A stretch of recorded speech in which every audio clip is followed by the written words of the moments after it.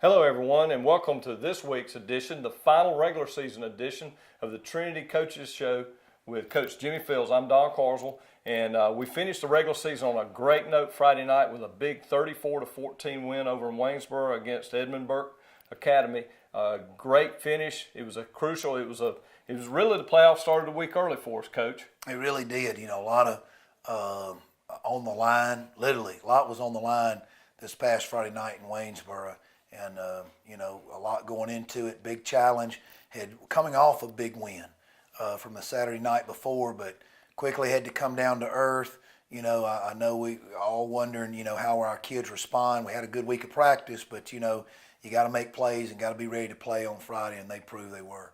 It was a total team effort. We had contributions from the defense, the offense, and the special teams all scored during the game.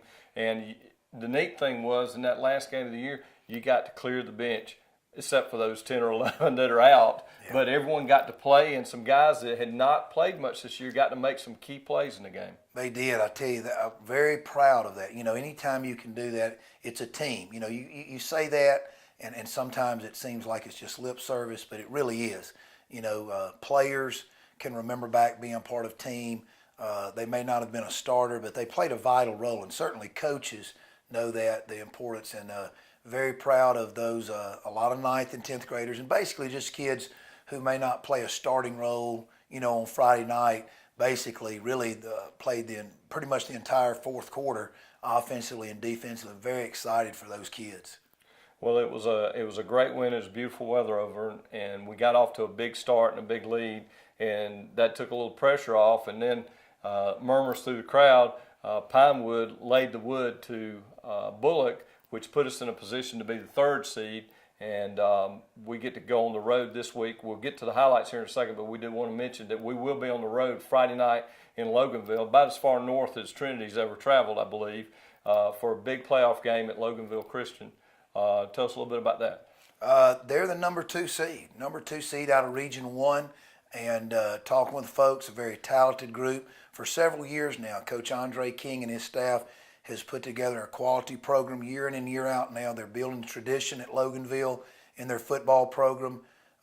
Year in and year out, they're going to be a 1 or a 2 seed like they are this year, and one of the top teams in that area and certainly in that region. We again, it's almost like round 2. Technically, this is round 1, but it'll be a huge challenge going on the road playing a very good Loganville Christian team.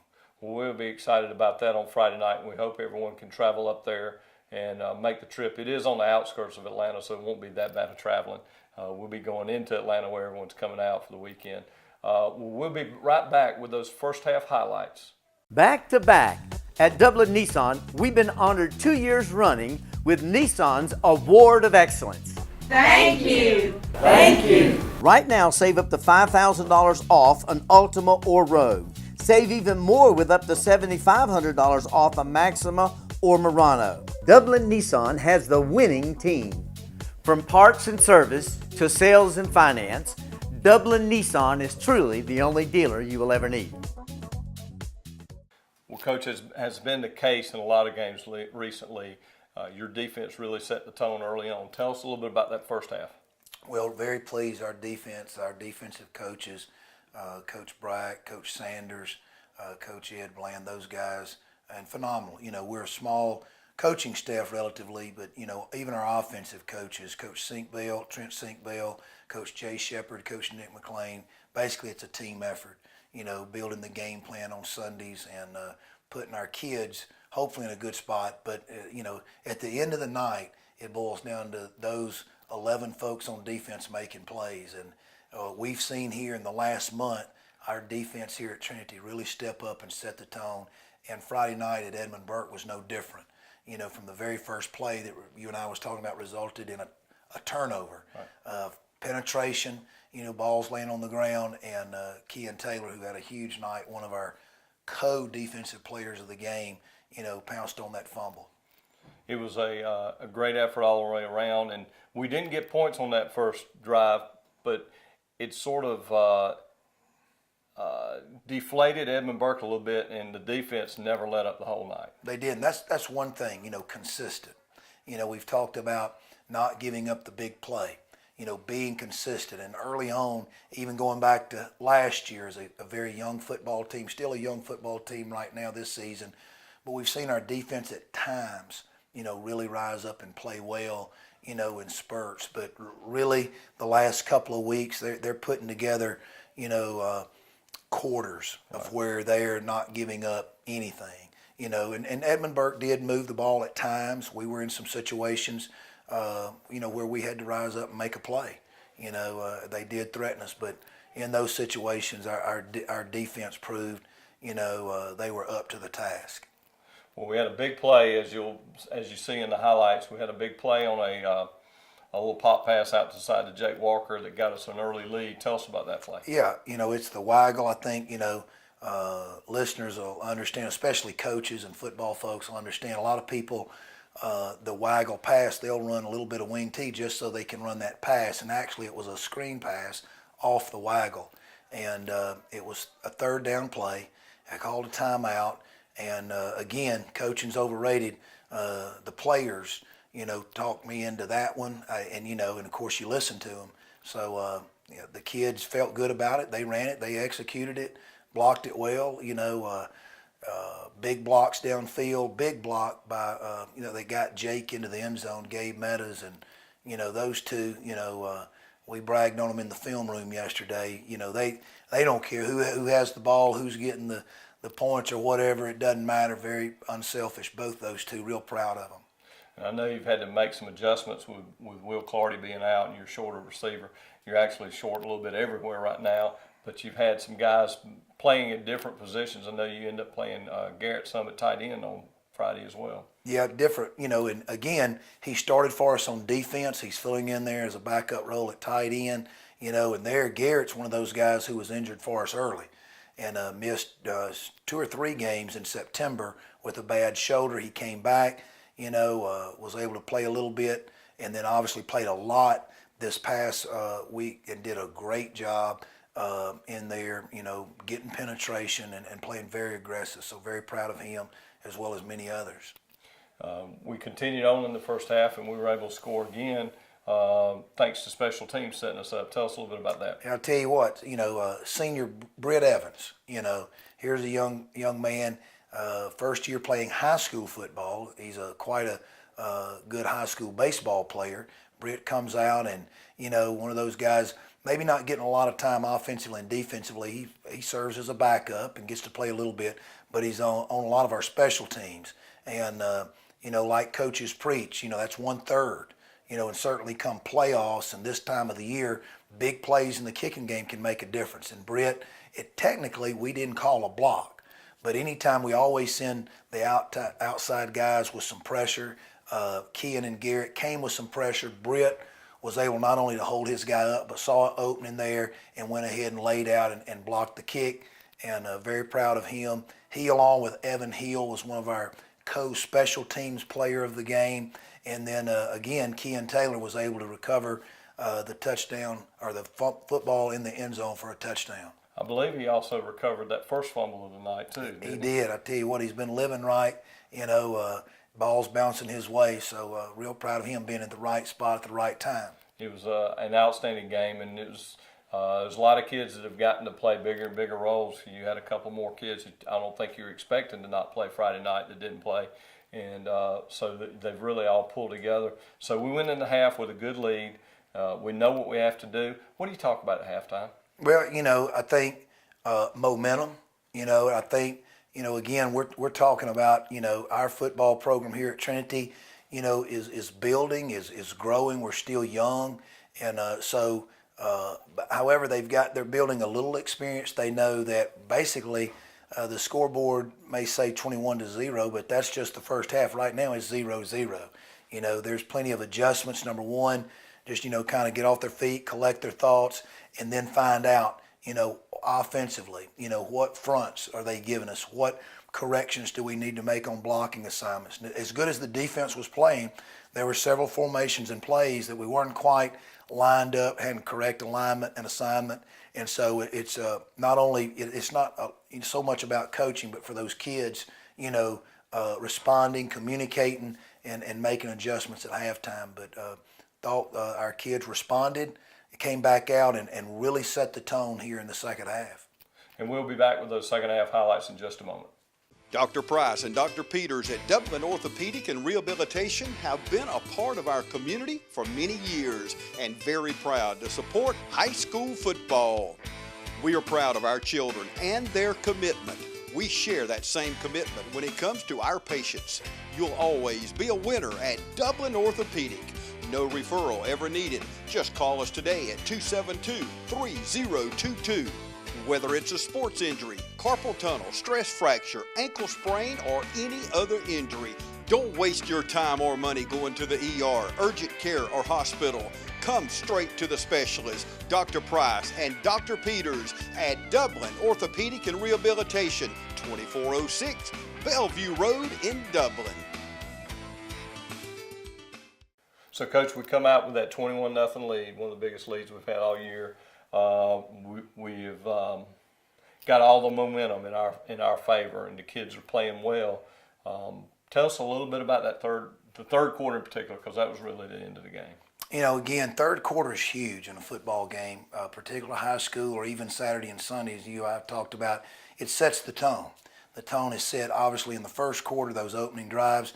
But, after halftime, everybody, coaches, players, kind of gets their second win and now ready for the final fight, And it starts with defense, Don, and our defense once again, set a tone there in the third quarter that they were not going to be denied, that they were going to continue to get penetration, they were going to continue to fly around to the football.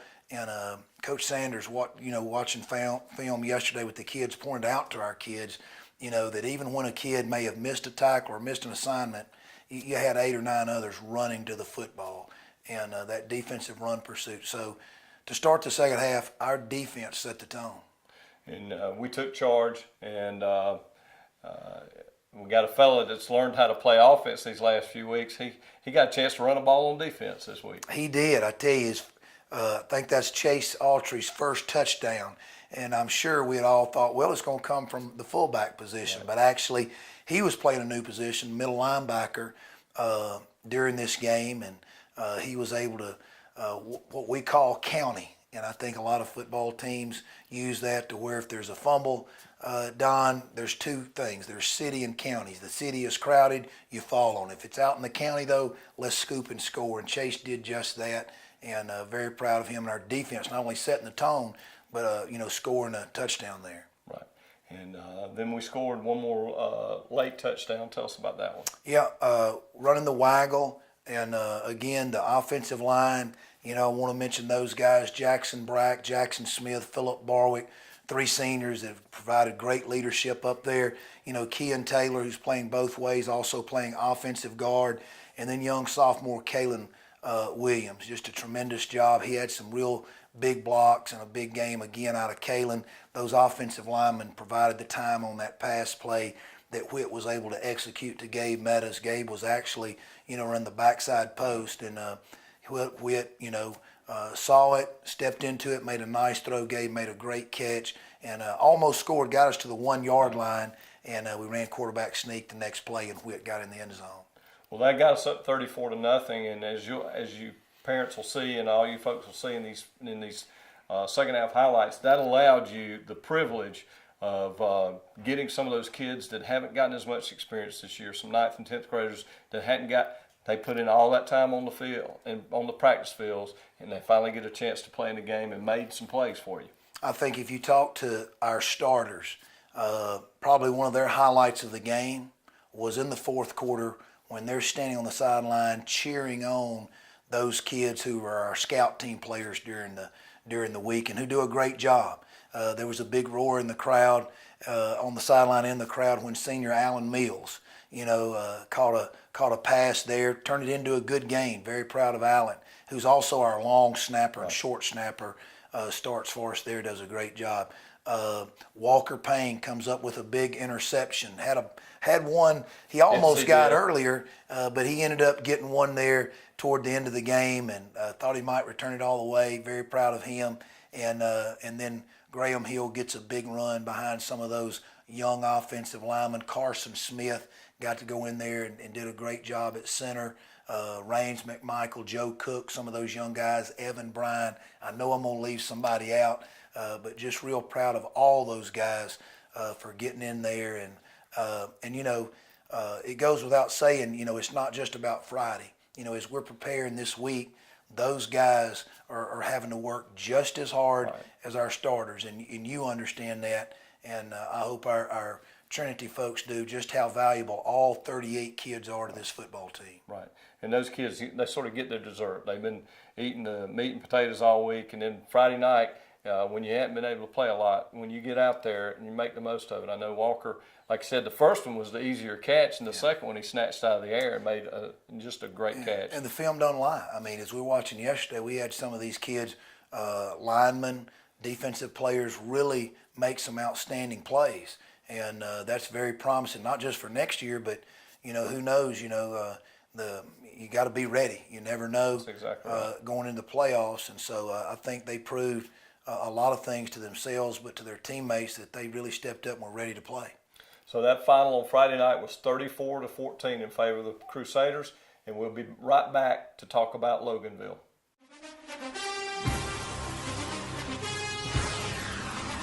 It's time to tackle our great savings on all of our hardwood flooring. We've got a great lineup of laminates, ceramics, and carpet. So roll into Bailey's Custom Flooring. Don't forget, we also have vinyl and carpet in stock.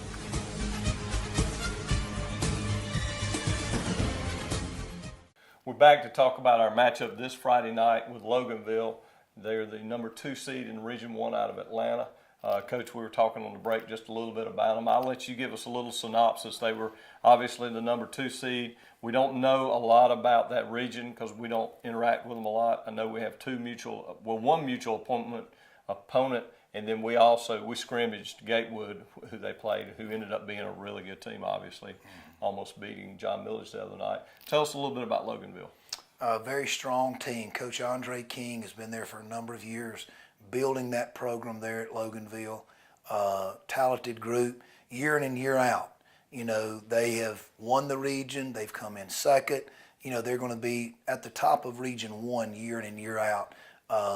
Last year, I believe they won the region. This year, they're runner-up in the region. Got an outstanding quarterback. I was telling you off the air, the young man, 6'4", 220, great size, got a big fullback, middle linebacker, number 44, probably 220 pounds, 6'2", so got some size.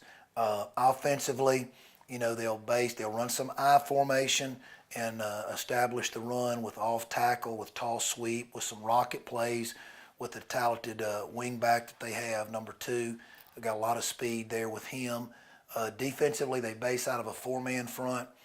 We'll drop down to a 5-man front, and probably, team speed when you watch them on defense. Got a lot of speed.